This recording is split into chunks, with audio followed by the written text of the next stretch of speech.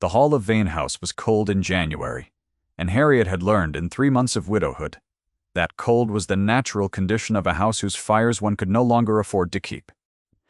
She stood at the far end of the passage, one hand braced against the wainscot, not because she needed steadying, but because the voices from the study were clearer there, coming through the gap at the door's lower hinge, where the wood had swollen and never been repaired. She had not intended to eavesdrop. She had come to bring Mr. Peel the ledger he had requested, and she had stopped because her mother-in-law's voice carried the particular note it produced when the subject was Harriet herself. The widow with nothing, Lady Cecilia said. Her voice was not cruel in its usual sense. It was simply precise. She cannot satisfy the creditors from the estate, and she certainly cannot satisfy them from her own holdings, because she has none. Edmund was generous to a fault, Mr. Peel. One cannot blame the girl. Exactly. The situation is not recoverable. Mr. Peel said something Harriet did not catch. 3 months of mourning, Lady Cecilia said. After that, the house must be assessed. The creditors will not wait, and neither will I. Harriet stood in the cold passage with the ledger pressed against her chest, and did not move. Outside, the January wind pushed against the upper windows with a sound like water, and somewhere above her head, in the rooms she had never once been invited to enter, something shifted. A creak of floorboards. The soft sound of a child's shoe. She had thought that sound was the house settling. She had thought it for 2 years. She had been wrong about a great many things.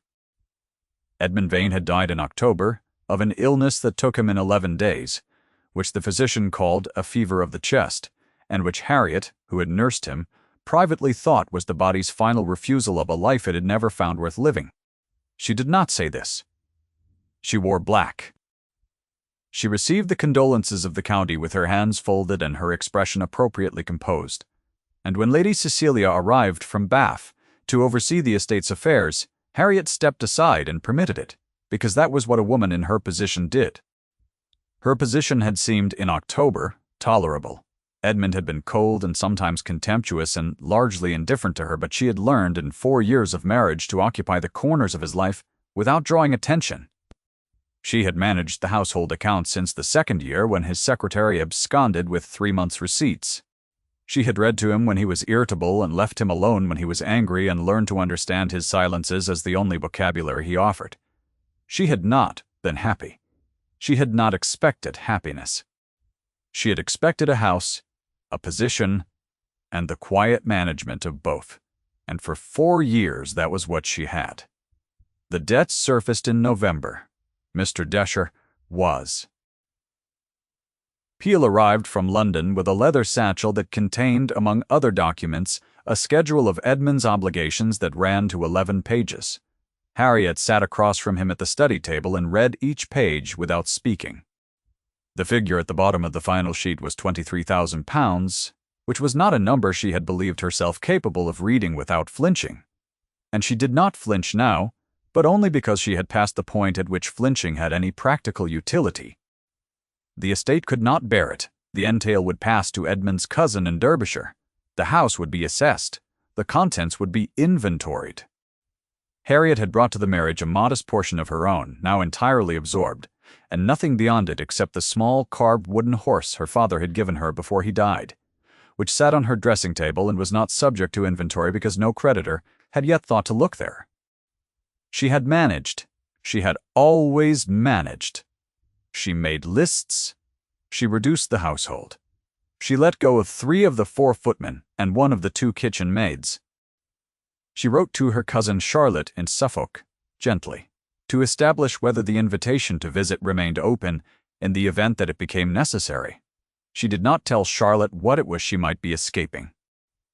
It was in December, on a morning of steady gray rain, that Mrs. Burroughs came to her. The housekeeper had served Vane House for 19 years.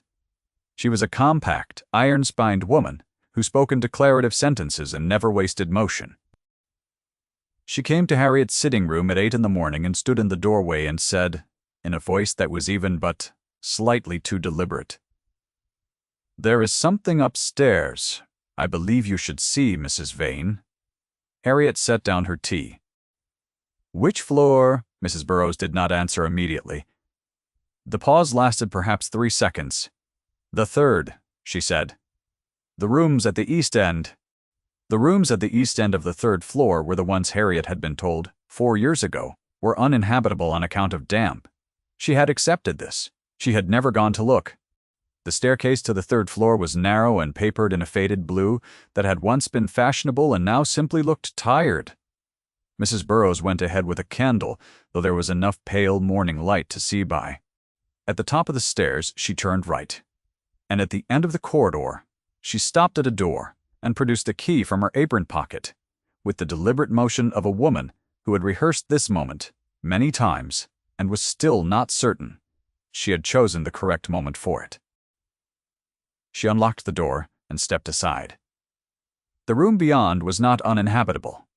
It was, in fact, rather well appointed, in the particular style of 3 or 4 years ago, with good curtains and a writing desk and a small settee, and on the floor beside the settee, a collection of wooden animals arranged in a row with the absorbed precision of a child who has established rules for them.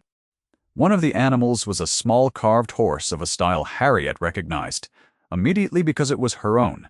She looked at it for a long moment. Then she looked at the woman who had risen from the chair at the window. Clara Marsh was perhaps 2 years younger than Harriet, with dark hair and a face that was not beautiful, but was striking in the manner of a face that had learned very early to make a strong impression. She wore a morning gown of better quality than Harriet's own. Her hands, when they rose briefly to adjust her collar, were steady. She had the composure of a woman who had been prepared for this encounter and was determined to meet it on her own terms. "Mrs. Vane," she said. Her voice was clear and not apologetic. "Miss Marsh," Mrs. Burroughs said quietly. Or so Sir Edmund introduced her to the staff. Harriet stood in the doorway of the room that had been maintained inside her own house at her husband's expense for the duration of her marriage, and looked at the face of the woman who had lived there. She did not trust herself to speak. Immediately she had learned, in 4 years of marriage to Edmund, that silence was safer than speech in the moments when she was most likely to say something she could not retract. "The child," she said at last, "whose is he?" Clara's chin came up a fraction. "His name is Thomas." "I did not ask his name." The silence was brief. "He is Edmund's son," Clara said. Which meant Edmund had arranged this household before he had arranged his marriage. Which meant that Harriet had come into this house as a secondary installation, the respectable one, the necessary one, the one that provided the legal cover and the social credential that Clara and Thomas could not. She had been the widow with nothing. She understood now, even before Edmund died. She had simply not been informed of it. A soft sound came from the inner room, and Thomas appeared in the doorway.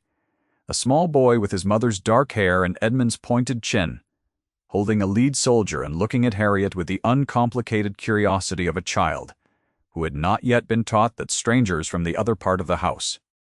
He saw her looking at the carved horse on the floor, and picked it up solicitously and held it out to her. "I was only borrowing it," he said. She did not take it immediately. She made herself breathe.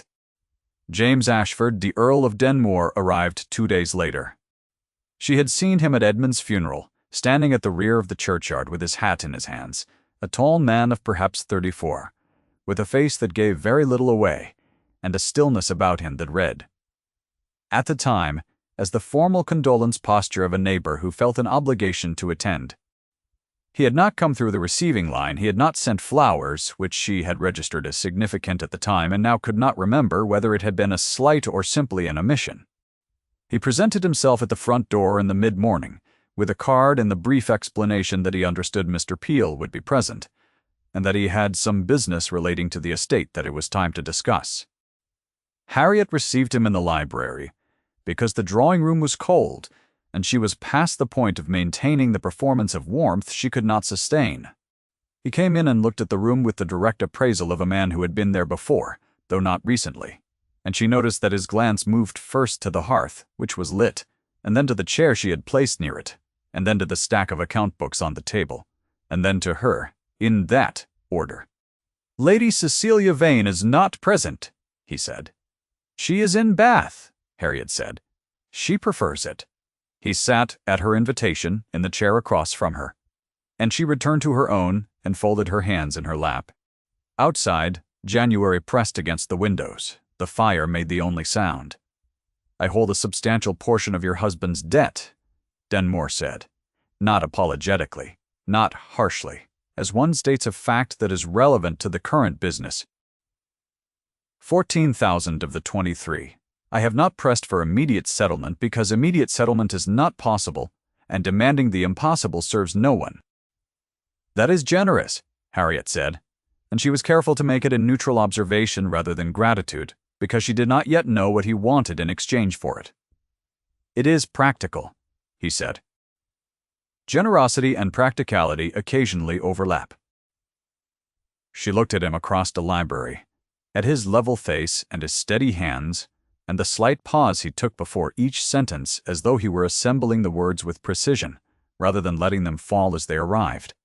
She had a feeling, difficult to name, that she was in the presence of someone who knew more than he had yet said. "You were at the funeral," she said. "Yes. You did not come through the line." He was quiet for a moment. "No," he said. "I did not. Why not?" The pause this time was longer. "Because I did not trust myself," he said. "To offer condolences I did not in good faith feel." She stared at him. He held her gaze without flinching or softening it, or offering the usual social retreat of a man who had said more than he intended.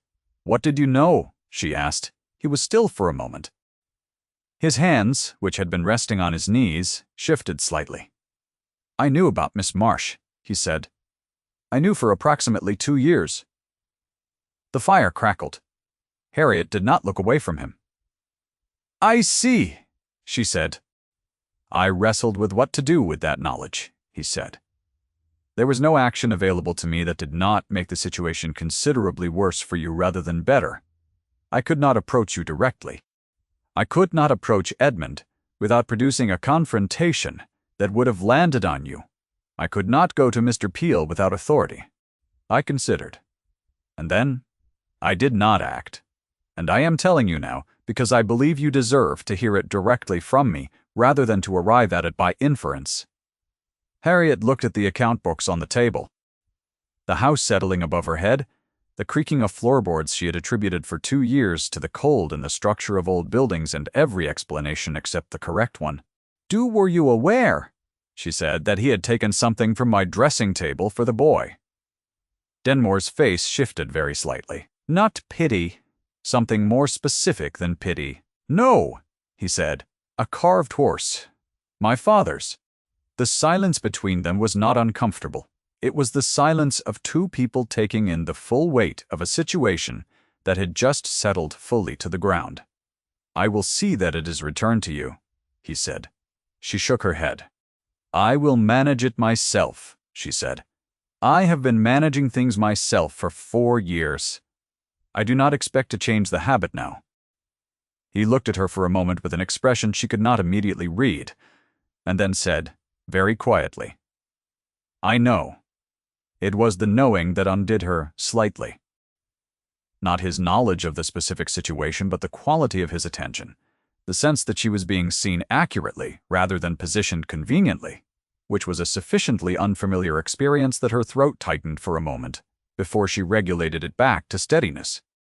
She was a widow with a bankrupt estate and a discovered deception and a hidden household, and she did not have the luxury of allowing herself to feel things until she had first determined whether feeling them served any practical purpose.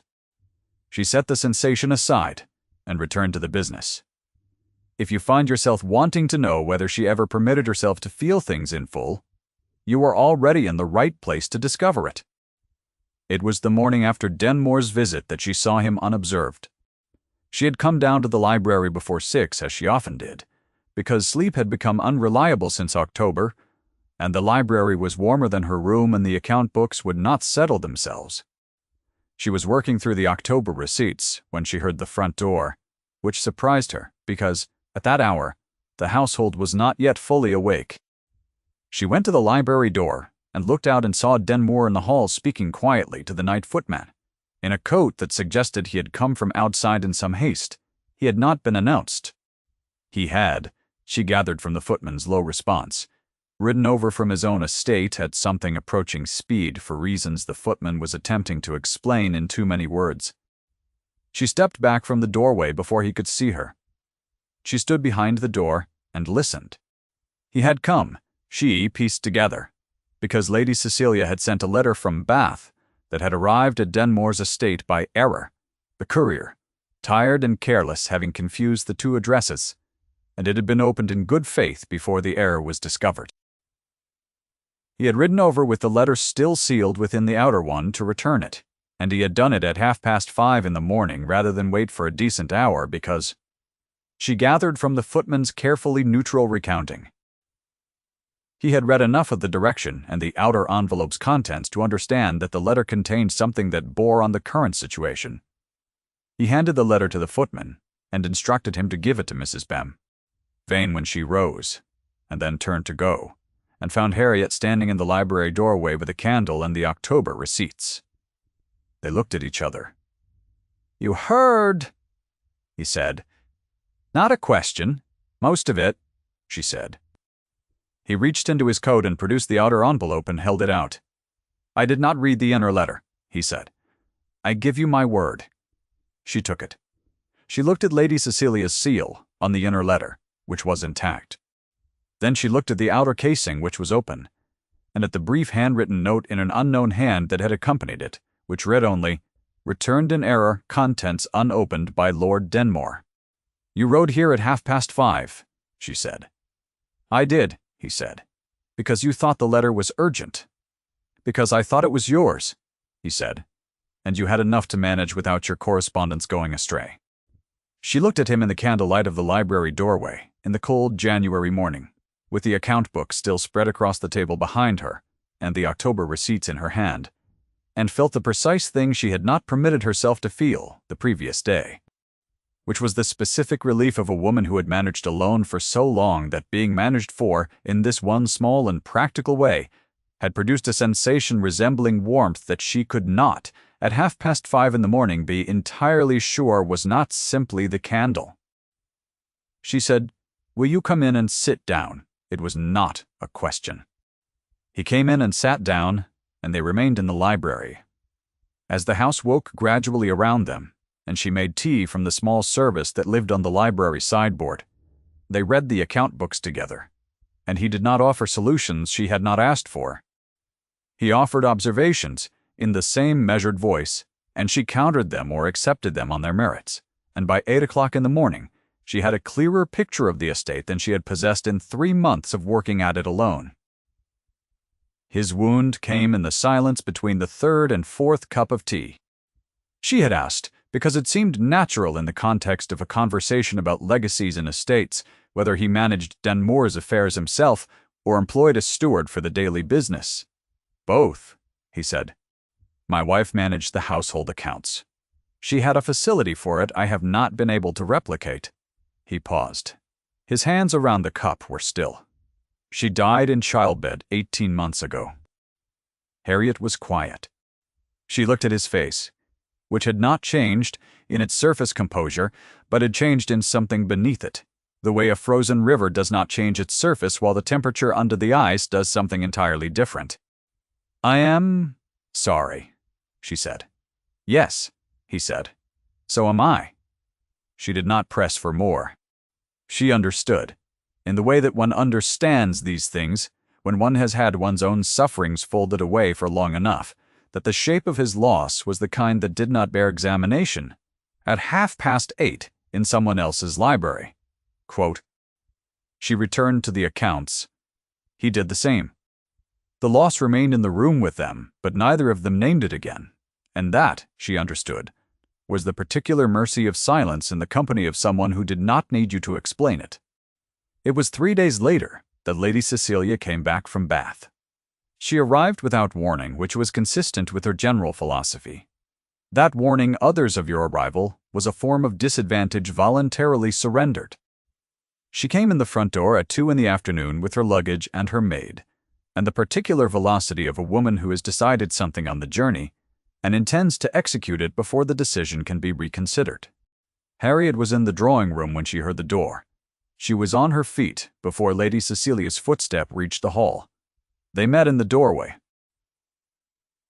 Lady Cecilia looked at Harriet with the expression she employed when assessing situations that had failed to resolve themselves properly in her absence. "I see you have had visitors," she said.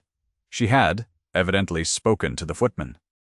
"Lord Denmore," Harriet said, "on business relating to the estate." "Indeed." Lady Cecilia removed her gloves with the unhurried motion of a woman who understood that unhurriedness was itself a form of authority. "I imagine he told you about Miss Marsh." "I found out about Miss Marsh 3 days before his visit," Harriet said. From Mrs. Burroughs, something moved in Lady Cecilia's face. It was not quite surprise. It was the recalibration of someone whose planned campaign has encountered an unexpected terrain. She moved past Harriet into the drawing room and settled herself in the chair nearest the fire, which was Edmund's chair, and arranged her skirts, and looked at Harriet with the composed expression of a woman who has decided to advance rather than retreat. Edmund was not a perfect man, she said, but he was a Vane, and whatever arrangements he made for his private life are his own affair, and his family's to manage. What I want to say to you is this. Whatever you are planning to do with Miss Marsh's situation, I would ask you to consider the family's position before you do it. Thomas is Edmund's son. He is a Vane, whatever his circumstances. A discreet arrangement, managed quietly, reflects well on everyone. Public revelation reflects well on no one. "Including me," Harriet said. "You especially," Lady Cecilia said, "because there are those who will say, Mrs. Vane, that a woman who kept her husband's household accounts and managed his correspondence would have known. And the widow, with nothing, cannot afford to be suspected of willful ignorance." Harriet looked at her for a long moment. "Are you threatening me?" she said, not with heat, as a factual inquiry. "I am advising you," Lady Cecilia said. "There is a difference." Harriet did not answer. She folded her hands and looked at the fire, and thought about the October receipts and the account books and the carved wooden horse in Thomas's hands, and about the voice that had passed through the study door 4 months ago with the precision of a blade, and about the 2 years in which she had heard floorboards creak above her head in her own house and had believed because she had been told that they were uninhabited rooms. There were moments in which the full weight of a situation arrived all at once, like water through a yielding wall, and one either went under it or one did not. Harriet Thornton Vane had survived 4 years of a marriage that had been, from the beginning, a performance she had not been fully cast in. She had managed an estate through its owner's illness and death and the discovery of his debts. She had received with composure the news that a woman had been living in her house for 2 years without her knowledge. She was not going under. At the parish assembly the following week she heard it again. The assembly rooms of Dalton were small and warm, and served in January as the primary social venue for a county that had run out of house parties. Harriet had debated attending, and had decided that remaining at home sent the wrong message, which was that she was ashamed of something she had not done. She wore her best black gown, which was still black because 6 months of mourning had not yet elapsed, and she wore her mother's pearl eardrops and her own composure, which she had maintained through worse. She was standing near the refreshment table when she heard 2 women in the alcove beyond it. "The widow with nothing," the first voice said, not unkindly but without lowering itself. "Can you imagine? All those years, and the man had another household under the same roof." "Not her fault, of course," the second voice said. "Still, one wonders. One always wonders," the first said. "That's the difficulty." Harriet poured herself a glass of water and turned to face the room, and did not change her expression. Denmore was across the room, standing near the musicians with a glass he was not drinking from, and their eyes met across the assembly room floor with a directness that was, in the context of the January parish assembly, a degree more deliberate than accident. He looked at her for a moment with an expression that was not pity and was not sympathy, and was something more precise than either, which was the recognition of a person who had heard what she had just heard and understood its weight. He crossed the room in 3 unhurried strides and came to stand beside her, with the glass still in his hand. "Mrs. Vane," he said. "My lord," she said.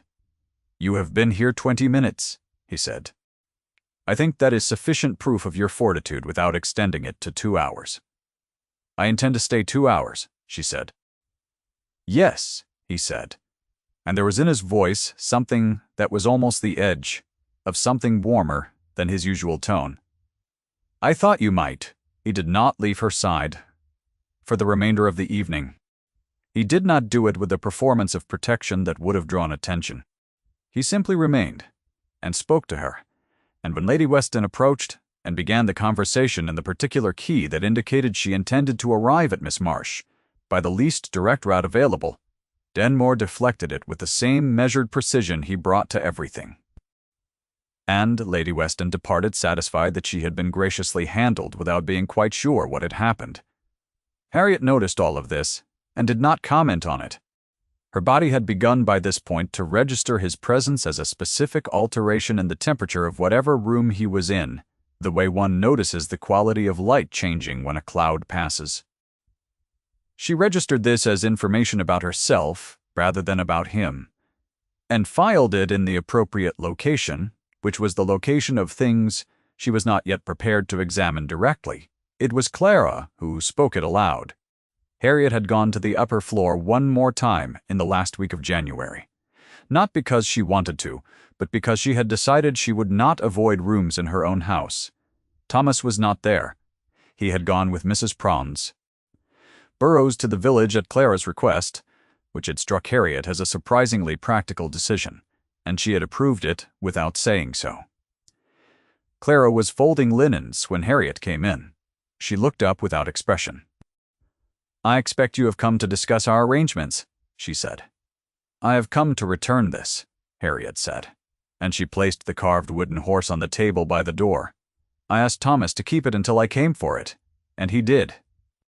Clara looked at the horse and then at Harriet. For a moment the composed surface of her face did something complicated. "He is a good boy," Harriet said. "Whatever Edmund was, the boy is not responsible for it." Clara was quiet. Then she said with an honesty that Harriet had not been expecting, "Edmund told me you were cold. He said you did not want children and had no warmth in you." "I know," Harriet said. "He told me something similar about myself." Something shifted in Clara's face. "He was not a kind man," she said. "No," Harriet said. "He was not." They looked at each other across the room that had been a secret for 2 years, and the thing between them was not forgiveness, which would have been premature, but a shared and specific recognition of the particular kind of harm that Edmund Vane had done, which was the harm of a man who had organized his life so that every woman in it understood herself to be insufficient. "Lord Denmore means to help you," Clara said. "I imagine you know that." "I am aware of his interest in the estate," Harriet said. "I did not say the estate," Clara said. She said it without emphasis, and turned back to her linens. And the conversation was done. The letter from Lady Cecilia arrived the following morning. It was addressed to Mr. Peel, but a copy had been sent to Harriet, which was Lady Cecilia's way of ensuring the blow landed. "Daff?" The letter proposed that in exchange for Lady Cecilia's discretion regarding Miss Marsh's presence in Vane House, Harriet would agree to surrender her claim on the personal contents of the house and remove herself to modest lodgings while the estate was settled.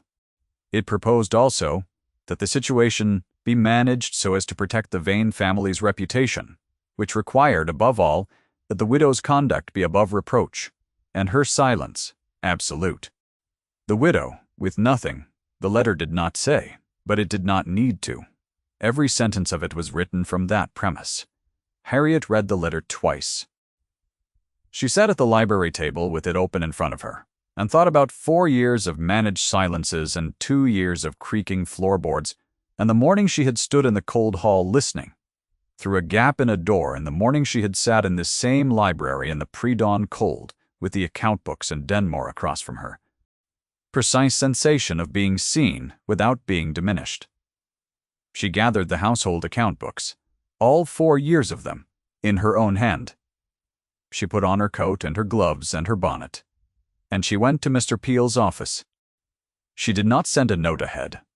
She arrived and she requested to be seen, and Mr. Peel, who had served 4 families and retained enough professional conscience to be uncomfortable, saw her within 10 minutes. She placed the account books on his desk and opened the most recent one to the page she had flagged. "These are the household accounts," she said, "for the full duration of my management of Vane House. You will see, beginning in the 2nd year, that the quarterly expenditure for the East Wing exceeds by a consistent margin what the staff and upkeep of that portion of the house would require. I did not understand this discrepancy until last month. I understand it now. I would like it to be part of the estate record." Mr. Peel looked at the accounts. He looked at the figures she had indicated. His expression was the expression of a man who had hoped to avoid this exact conversation. "Mrs. Vane," he said carefully, "the accounts are accurate," she said. "I can demonstrate each figure. The additional expenditure in the East Wing represents the maintenance of Miss Marcia's household within this one for a period of at least 2 years, at Sir Edmund's direction. It is documented in these books, which I kept in good faith and without knowledge of what the expenditure represented." Mr. Peel looked at the books for a long time. "The Lady Cecilia's letter," he began. "I am aware of its contents," Harriet said. "I am also aware that it proposes an arrangement that requires my silence as its primary condition. I am not willing to be silent. I am willing to be reasonable. Those are different things." She left the account books with him. She walked home in the January cold, through the village and along the lane that ran beside Denmore's outer wall, and by the time she reached her own front door, she was cold to the bone, but not, for the first time in months, uncertain. Uncertain. It was at the dinner, at the Weston house, that it resolved.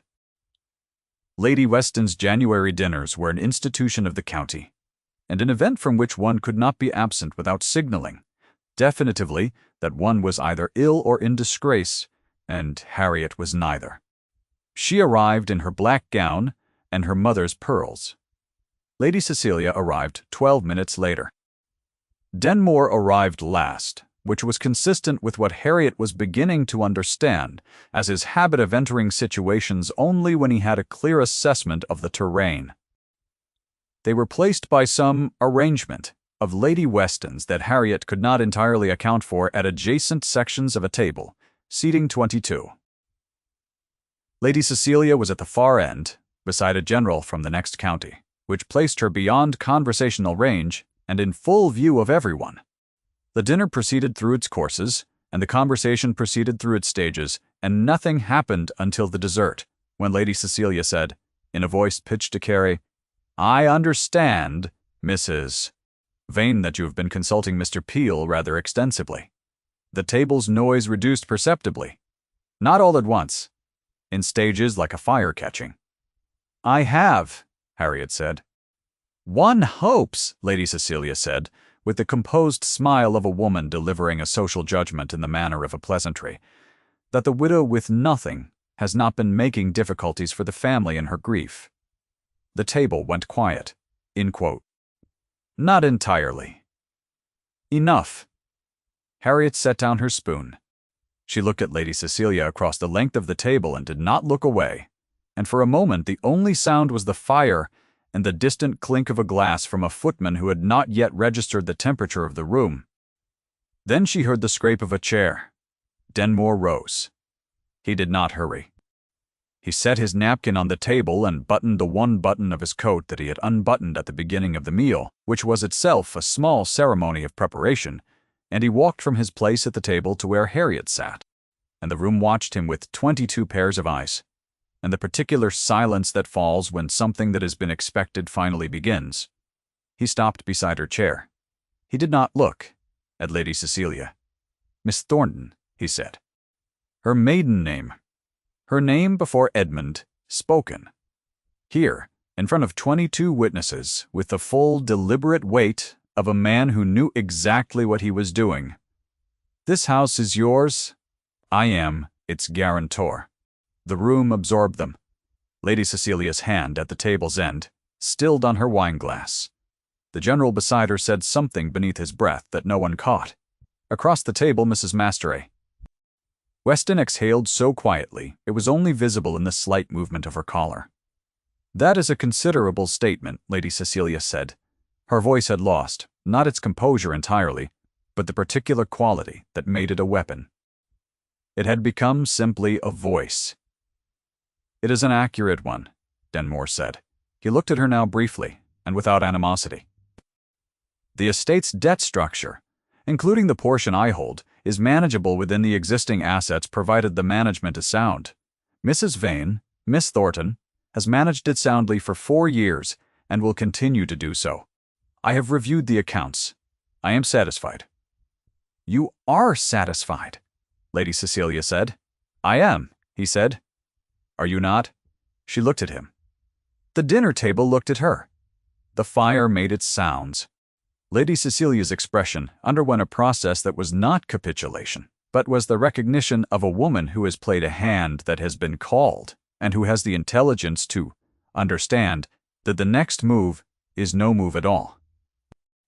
"I am sure," she said at last, "that whatever arrangements serve the estate best are what Edmund would have wished." It was not a gracious concession. It was a concession nevertheless.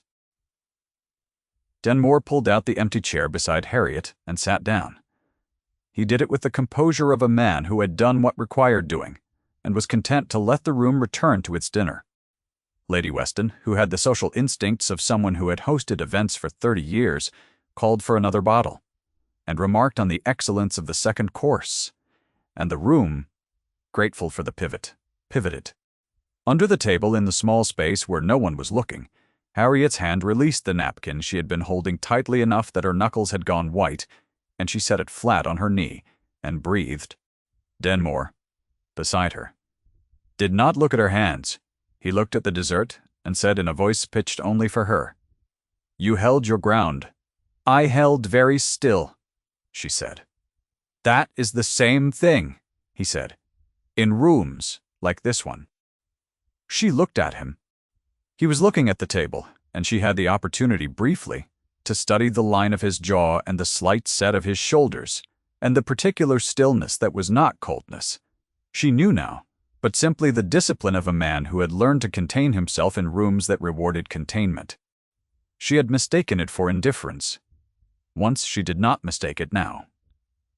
Clara and Thomas left Vane House on the 1st of February. Mr. Peel had arranged a settlement, modest but real.